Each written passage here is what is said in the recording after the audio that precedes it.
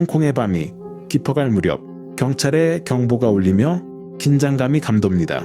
은행의 보안이 뚫렸고 정체불명의 집단이 마치 무엇을 찾아야 할지 정확히 아는 듯이 금고 안으로 들어갑니다.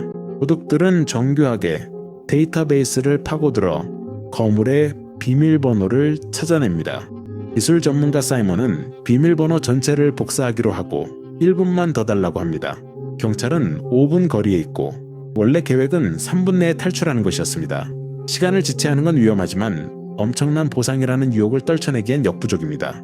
팀은 남기로 결정하고 리더인 렁 엑시앙은 그들을 말릴 수 없음을 깨닫습니다. 그는 시간이 단두대처럼 떨어지는 동안 그들의 뒤를 봐주기로 합니다. 경찰이 정문으로 들이닥치고 복도에는 발소리가 울려 퍼집니다. 렁시앙은 탈출을 명령하고 엘리베이터를 통한 탈출은 그들이 붙잡으려는 동아줄이 됩니다. 갑자기 그들은 경찰들과 정면으로 마주칩니다.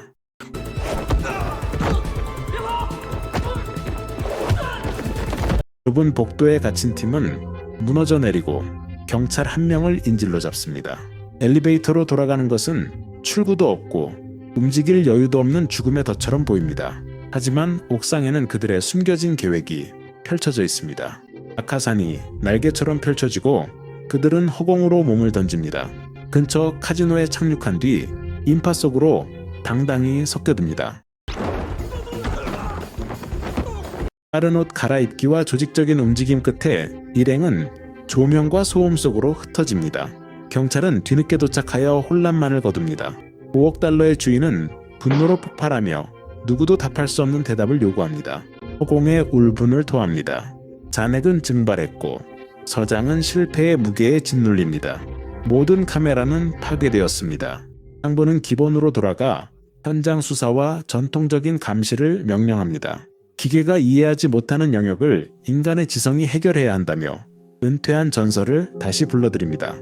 샤옥슈는 그를 추적하라는 임무를 받지만 노인이 그녀 앞에서 변장을 벗어던지고 차분하게 그녀의 실수를 나열하자 그녀의 회의감은 깨집니다. 그렇게 니정은 현역으로 복귀하여 영상 기록 속으로 빠져듭니다. 용의자들의 프로필을 선별하고 범위를 좁혀 별명을 붙입니다. 지략가인 노인을 제외하면 모두 젊은이들입니다. 그는 카메라의 사각지대를 꿰뚫고 얼굴을 절대 드러내지 않습니다. 흐릿한 사진과 옆모습 프로필로 니종은 신원을 파악해 나갑니다. 80년대 후반 맨디도 팬타스마는 홍콩과 마카오를 휩쓸었습니다. 전직 정보 요원이자 변장과 칼싸움의 전문가인 그는 10여 건이 넘는 강도 사건을 주도했습니다. 경찰은 그를 여러 번 포위했지만 1999년 그는 그림자만 남긴 채 사라졌습니다. 은신처에서 롱 엑시앙은 사이먼을 향해 위험을 키워 모두를 파멸로 몰아넣었다며 분노합니다. 렁 시앙은 칼을 꺼내 사이먼을 죽이겠다고 위협합니다. 동료들은 필사적으로 그를 말리죠. 권위에 도전받았다고 느낀 렁 엑시앙은 배신감에 사로잡히고 반면 늘 충직했던 후팽은 그를 지킵니다. 그는 렁 엉시앙, 이 훔친 돈으로 먹여 살려 살아남을 수 있었던 고아원 시절부터 그를 아버지처럼 여깁니다. 그는 후팽에게 더 이상 자신을 감시하지 말라고 하며 홀로 표류하고 싶어함. 샤옥슈는 부대 내 몇 안 되는 여성 중 하나이며 최전방에 서고 싶어 합니다. 그녀의 경험 부족과 신체적 힘에 대한 동료들의 조롱이 이어집니다. 순직한 아버지의 배지 번호를 물려받은 그녀의 이야기는 선전용으로 사용되지만 실제 전투에서 그녀를 동등하게 바라보는 이는 아무도 없습니다. 영은 저자세 감시팀을 꾸립니다. 그들은 평범한 사람들이며 조직에 노출된 적이 없고 동네와 일상 속에 자연스럽게 섞일 준비가 된 사람들입니다. 엑시옥슈는 최전방에 있기를 청하지만 돌아오는 것은 웃음과 거드름뿐입니다. 그녀를 무시하는 자와 싸움이 벌어지고 디정은 그 분노를 주의 깊게 관찰합니다. 그는 그녀를 따로 불러 이야기를 듣습니다. 그녀는 가장 먼저 뛰어들 사람이 여자일 리 없다고 아무도 믿지 않는 것에 대해 쏟아냅니다. 팀은 선발되고 엑시옥슈는 대정과 함께 운전대를 맡게 됩니다. 배제된 현실에 좌절한 엑시옥슈는 물과 음식을 사며 시간을 보냅니다. 감시 도중 골목에서 폭력배를 마주하자 무작정 뛰어들고 디정은 사태 확산을 막으려 개입합니다. 차로 돌아와 그는 자신의 과거를 엽니다. 그는 그녀의 아버지와 함께 감시 업무를 했으며 인신매매범을 체포하려다 보안이 깨졌던 일을 이야기합니다. 아버지는 그를 보호하려 했으나 총알에 부상을 입었습니다. 그 이후로 그는 명령에 절대 복종하기로 마음먹었다고 말하며 그 고백은 엑시아 옥수의 시선을 바꿉니다. 눈시울이 붉어진 그녀는 아버지가 왜 죽었는지 처음으로 이해합니다. 그 순간 차는 시장을 가로지르고 익숙한 실루엣 하나가 눈길을 끕니다. 내부 경보가 울립니다. 유령이 목격되었습니다. 팀은 이미 며칠 전 그에게 들켰기에 접근할 수 없습니다. 롱 엑시앙, 이 모르는 유일한 인물은 엑시 억슈였기에 디종은 그녀에게 접근을 그녀는 정면으로 보지 않은 채 다가가 바닥에서 무언가를 찾는 척하며 더러운 웅덩이의 반사를 이용합니다. 그 즉석 거울로 그의 얼굴을 확인하고 덫을 놓습니다. 그들은 그를 이웃들로 가득 찬 건물인 그의 거주지까지 뒤쫓습니다. 그들은 정확한 문이 아닌 구역만을 찾아내고 상세 정보의 필요성이 커집니다. 엑시아 옥슈는 엘리베이터에서 그를 뒤따르겠다고 자원합니다. 롱 엑시앙은 그녀의 존재를 감지하고 칼을 든 채 조용히 그녀를 시험하기로 합니다. 그의 영은 위험을 감지하고 화난 아버지처럼 등장해 큰 소리로 꾸짖으며 귀걸이를 낚아채 의심을 지웁니다. 롱시앙, 이 경계를 다소 늦추자 니용은 최상층 버튼을 누른 뒤 엑시아 옥슈를 데리고 아무 문이나 열고 들어갑니다. 추격을 따돌리기 위해 그 모습을 보인 뒤 방심한 롱 엑시앙을 돌려보냅니다. 밤이 찾아오고 적외선 감시 장치는 롱시앙 이 소파에 앉아 비눗방울을 터뜨리며 가방을 들여다보는 모습을 기록합니다. 아무런 움직임이 없자 팀은 철수하고 디종만을 감시용 이웃으로 남겨둡니다. 새벽이 되자 그는 시장에서 가벼운 대화로 접근을 시도합니다. 엉상은 질문과 함정으로 시험하고 디종은 노련하게 이를 넘깁니다. 식사에 초대하며 신뢰 게임이 시작됩니다. 식사 도중 엑시아 옥수는 딸 연기를 자연스럽게 하며 최첨단 기술을 사용해 테이블 위에 있던 전화기를 의심받지 않고 복제합니다.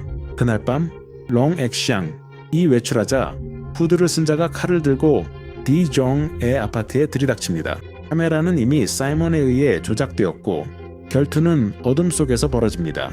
디종은 노련하게 싸움을 이어가며 무승부가 될 때까지 한 방 한 방을 주고받습니다. 동시에 엑시아 옥슈는 복제된 전화기를 가지고 경찰서로 돌아가기로 합니다. 그곳에서 영상이 여전히 집에 있는 엑시아 옥슈를 보여주고 있음이 탐지되어 속임수가 명백해집니다. 공격자는 경고를 받고 창문을 통해 그들은 디종과 쇽수를 발견했지만 롱 엑시앙에게는 알리지 않았습니다. 경찰은 조직 내부의 분열을 추론합니다. 그들은 롱 엑시앙을 미끼로 사용하려 한다는 것을 눈치챘기에 그를 암살 시도는 혼란을 야기하고 그를 구출하기 위한 떠보기였으며 계획이 실패함에 따라 새로운 움직임이 있을 것입니다. 사이먼은 디지털 금고를 털기 위해 온라인에서 용병들을 모집하기 시작합니다. 3일 후 롱 엑시앙이 나오고 팀은 그림자처럼 그를 뒤따릅니다. 갑자기 차 한 대가 경찰서 바로 앞에서 디종과 엑시아 옥수의 차량을 정면으로 들이받습니다.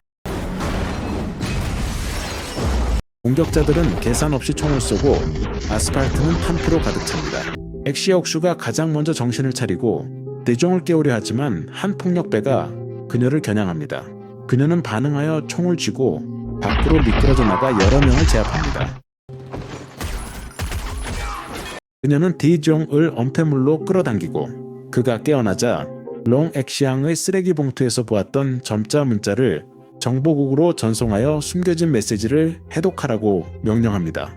그 사이 롱 엑시앙은 고아원으로 돌아와 매복을 사이먼은 그가 경찰에게 잡혀 밀고 하기 전에 그를 제거하고 싶어 합니다. 그는 그가 그룹에게 너무 늙고 위험하다고 판단하여 영원히 문을 닫아버리기로 하지만 계산은 빗나갑니다.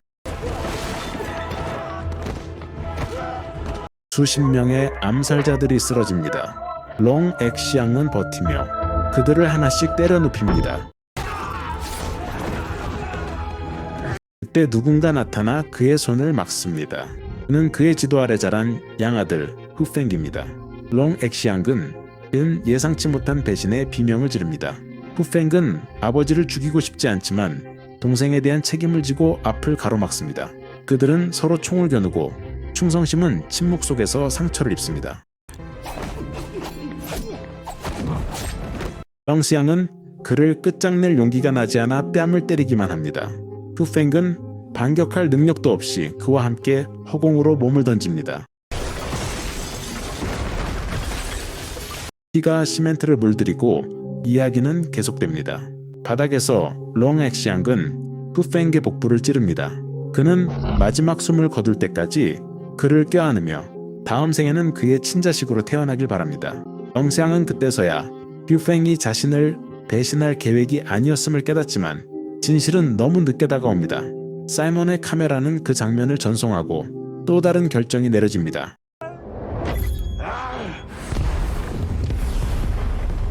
폭발이 복도와 창문을 터뜨리고 연기가 모든 것을 덮습니다. 경찰이 잔해 속으로 들이닥치고 그를 발견하는데 그는 패배했지만 여전히 살아 숨쉬고 있습니다. 롱 엑시앙은 조직을 잡기 위해 협조할 의사가 있음을 밝힙니다. 동시에 경찰청 습격범들이 체포됩니다. 충성도 정보도 없는 용병들입니다. 그 부대의 목표는 검은 돈 100억 달러였습니다. 그 돈은 디지털 프로젝트의 일부로 경찰이 보관 중이었습니다. 비밀번호 없이는 잔에게 접근할 수 없었지만 사이먼 일당은 이미 이를 알아냈습니다. 경찰서 습격은 서버 계정을 탈취하기 위한 것이었고 결국 시스템의 빈틈을 뚫어 성공합니다. 사이먼은 뒤늦게 롱 엑시앙이 혼란스러워하거나 그들을 배신할 생각이 없었던 것이 아님을 깨닫습니다. 그는 주의를 돌리기 위해 경찰편에서 연극을 했고 이제 그 사실이 뼈아픈 상처로 다가옵니다. 경찰은 의심스러운 차량들을 추적하여 호텔에서 그들을 연결합니다. 급습이 시작되고 감시팀에 의해 여러 명이 쓰러집니다. 그들의 변장은 이미 그들의 속임수를 알고 있는 훈련된 눈앞에서 아무 소용이 없습니다. 이송 중 소송 제압하고 탈출합니다.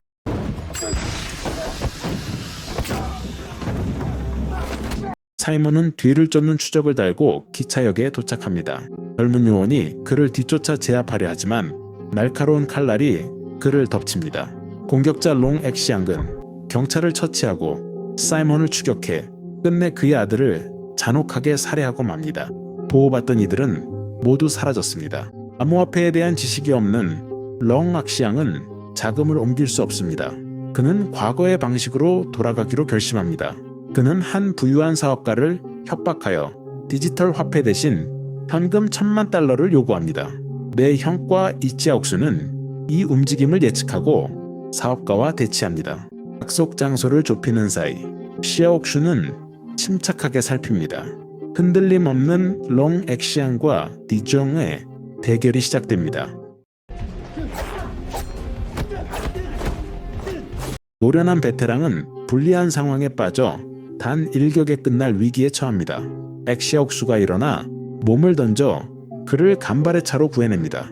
사이렌 소리가 커지고 노 범죄자는 퇴로가 끊깁니다. 갈 곳을 잃은 그는 골목길을 따라 도망치다가 막다른 구석에 몰리고 맙니다. 엑시아옥수는 부대원들을 지휘하며 포위망을 좁히고 자신이 경찰임을 밝히며 체포를 명령합니다. 그는 감옥에 가지만 막은 내리지 않습니다. 펑과 사이먼은 쌍둥이가 아니며 셋 중 둘일 뿐입니다. 아직 다른 형제 한 명이 자유의 몸으로 남아있고 다크웹에는 롱 엑시앙에 대한 수배령이 올라옵니다. 사이먼의 배후에 또 다른 두뇌가 존재할 가능성이 있기에 감옥은 그에게 일시적인 피난처가 될지도 모릅니다. 아마도 그래서 그는 다가오는 폭풍을 피하기 위해 감방을 선택한 것일 겁니다. 도시는 다시 소란스러워지지만 위협은 사라지지 않습니다. 디지털판은 여전히 열려있고 누군가 어둠 속에서 다시 체스말을 옮기고 있습니다. 다음 수는 이미 조용히 준비되고 있습니다. 여기까지 보셨다면 제가 추천하는 다음 영상을 클릭해보는 건 어떨까요? 정말 마음에 드실 겁니다.